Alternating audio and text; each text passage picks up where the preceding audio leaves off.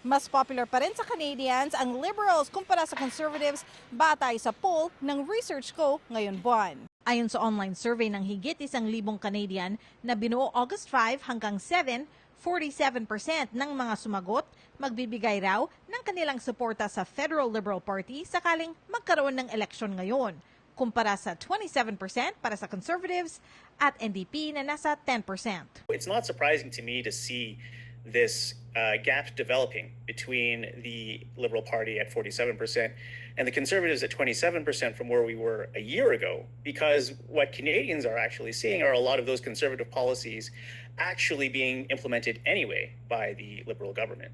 Ayon sa Vice Chair ng Stewardship Committee ng Filipino-Canadian Civic Action Network, nung nakarang taon, ilan mga polisiya o idea ng mga conservatives ang ginamit ng Liberal Party na posibleng nagtulak sa pagtaas ng kanilang popularidad, katulad raw sa dagdag defense spending, ilang public service cuts at pagsuporta sa Alberta pipelines.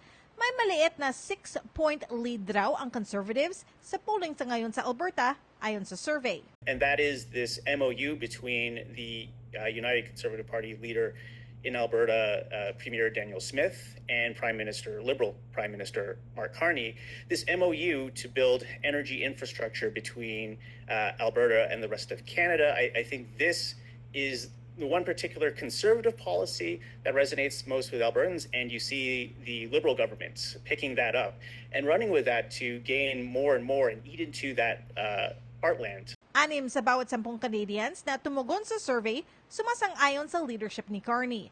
Kaya pag gusto raw ng ibang party leader na taasan ang kanilang popularidad, ang kailangan daw bigyang prioridad.